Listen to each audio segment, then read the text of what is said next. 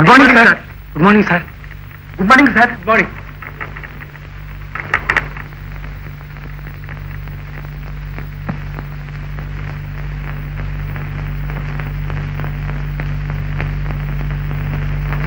Manager, வர வர இந்த ஆபீஸ்ல டிசிப்ளினே இல்லாம போயிட்டு இருக்கு. முதல்ல அந்த டைபிஸ்ட் கிட்ட கொஞ்சம் பேசிக்கிட்டு இருந்தானே ஒரு பையன், அவனை டிஸ்மிஸ் பண்ணுங்க. ஆமா சார், அந்த பையன் சம்பாதித்து வச்சுதான் அந்த குடும்பமே வாழ்ந்துட்டு இருக்கு. இந்த நிலைமையில போய் பாவம் பார்த்தா இந்த ஆபீஸோட ஒழுக்கம் என்ன ஆகுறது? நாம இருக்கிறப்ப ஒழுங்கா நடந்துக்கிறது, மற்ற நேரத்துல எப்படி வேணாலும் நடந்துக்கிறதா?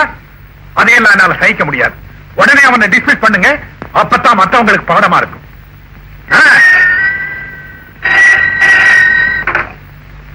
S, Neelakandan here. நீங்களா? எப்படி இருக்கீங்க? வீட்டுல எப்படி இருக்காங்க?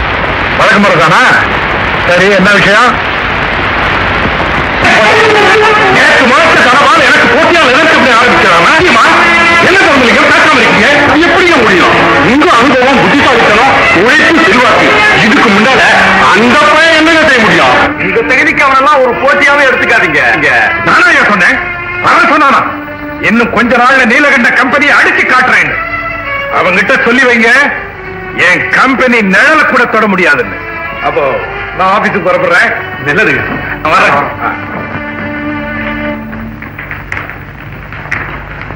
செல்வாங்க. காலேஜ் இருக்காங்க. இவ்வளவு சீக்கிரமா? இன்னைக்கு ஏதோ ஸ்பெஷல் கிளாஸ் ஆமே. அடே, சொல்லிருந்தா நான் கொஞ்சம் முன்னாடியே ரெடியா இருப்பேனே. பார்வதி, காலையில எழுந்திருச்சு செல்வ முகத்தை ஒரு தடவை பார்த்தாதான் எனக்கு தெரியும். அடுத்த வருஷம் மேல் படிப்புக்காக அவனை அமெரிக்கா அனுப்பலான் இருக்கு. நல்லா அனுப்புறீங்க. ஒரு நாள் அவனை பார்க்காம உங்களால இருக்க முடியாது. ஒரு வருஷம் அவனை விட்டு எப்படி பிரிஞ்சுங்க?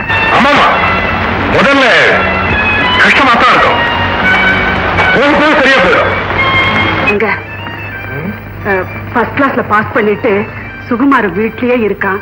நம்ம ஆபீஸ்ல ஏதாவது ஒரு வேலை போட்டு கொடுத்தா என்னங்க?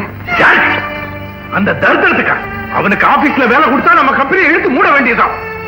நாம நல்லா இருக்கிறது உனக்கு பிடிக்கலையா? இனிமே ஆபீஸுக்கு போகும்போது அவனை பத்தி ஞாபகமே பண்றான்.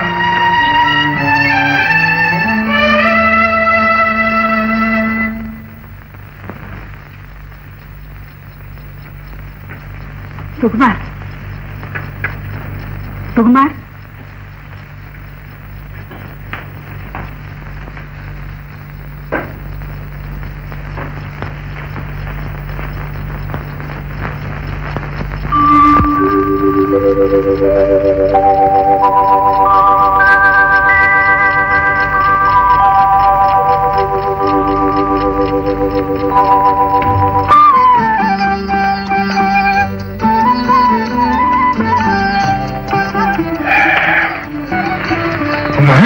நீங்க எப்ப வந்தீங்க? நான் வந்து 1 மணி நேரம் ஆச்சுப்பா.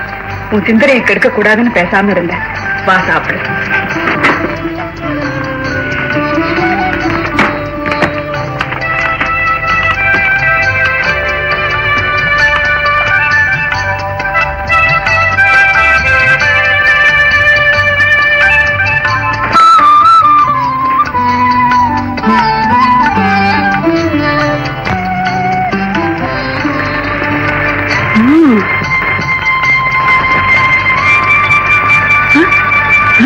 இந்த ரொம்ப பிரமாதமா இருக்கு.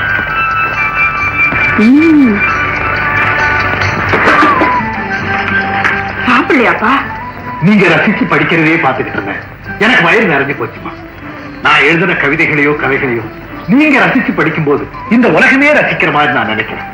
உலகத்துல யாருக்குமே கிடைக்காத பாக்கியம் எனக்கு கிடைச்சிருக்குமா. பெற்ற தாயே எனக்கு ரசிகையா கிடைச்சதுக்காக கடவுளுக்கு நன்றி செலுத்துறமா. நீ எனக்கு மகனா பிறந்ததுக்கு நான் ரொம்ப பெருமைப்படுறேன். ஆமா, சமுதாயத்தினாலேயோ சுற்ற சூழ்நிலையினாலேயோ பாதிக்கப்பட்டவங்களும் தனிமையில துன்பப்பட்டவங்களும் தான் அதிகமான சிந்தனைகளுக்கு ஆளாகும். அந்த சிந்தனையில வெறுப்படைஞ்சவங்க சமுதாயத்துக்கே விரோதியா மாறிடுறாங்க. பக்குவப்பட்டவங்க சமுதாயத்துக்கே தூணாயிடுறாங்க. நான் தூணா மாறுறதும் இல்லையோ, நீங்க என்ன பாராட்டும்படியா வாழ்ந்து காட்டுவோம். இவ்வளவு அறிவுள்ள உன்னை உங்க அப்பா தரிக்கிறோம்னு சொல்றாருடா. அப்பா தானமா சொல்றாரு, சொல்லட்டுமே. அவர் என்ன வெறுக்கலாம், நான் அவரை வெறுக்கலையே. என்ன பெற்றதுக்காக அவர் பெருமைப்படும்படியான சூழ்நிலையை உருவாக்குறதாமா என் லட்சியம். உன்னுடைய லட்சியம் நிச்சயமா வெற்றி பெறும் நம்பிக்கை எனக்கு.